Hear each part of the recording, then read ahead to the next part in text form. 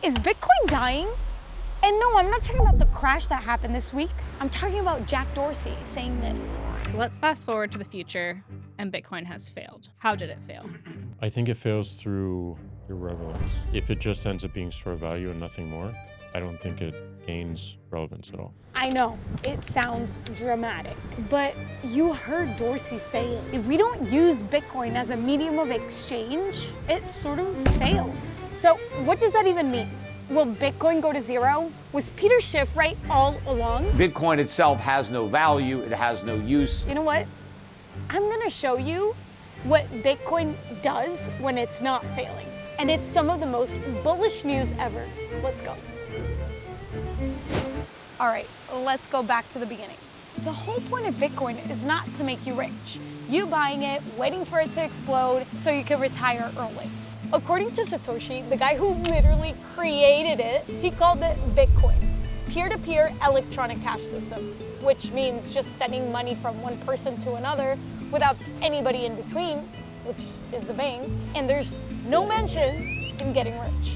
And that means transacting with it, spending it, using it like real money. But here's the paradox. Many of the people who believe in Bitcoin the most are the ones who refuse to use it. Look, I'm probably gonna get so much hate from this, but Bitcoin millionaires don't touch their stack, you know? Convert as much wealth as you can into Bitcoin and burn the key. They hoard it like a treasure chest. Bitcoin will still live in the fiat system if we only look at it as number go up type of thing. When we actually use it, you know, to transact, to save, to spend, that's when we start building something new. Yo en los cursos de Bitcoin estuve ahorrando y cuando pues no tenía yo para pagar, retiré lo de mi Bitcoin para poder pagar lo de mis análisis de sangre y todo, para que me hicieran una cirugía. ¿De qué? De un quiste que tenía en el ovario derecho. Y si no hubieras empezado a ahorrar en Bitcoin, ¿cómo los hubieras pagado? Pues quién sabe, creo que hubiera yo hecho un préstamo o algo, cambio así pues. ¿Y tú dirías que Bitcoin te ayudó a ahorrar? Sí, me está ayudando de hecho a ahorrar porque le sigo ahorrando allá. Sigo poniendo dinero, metiendo dinero para que vaya creciendo mi dinero. China didn't have a bank account. And when she needed surgery, it was Bitcoin that helped her pay for it. Tomas, the local taxi driver, he got into an accident. And because he'd been saving in Bitcoin, he wasn't stuck. Y pues sí logré reunir algo un poquito de Bitcoin. Y desafortunadamente tuve un problema, un percance vehicular. Y bueno, el Bitcoin fue el que me ayudó a solucionar un poco ese problema. Pero cuando yo cobro en Bitcoin, pues ahí está el Bitcoin en un ladito, ¿no? Ahora sí que son para, ya sea para alguna necesidad o para algún gustito.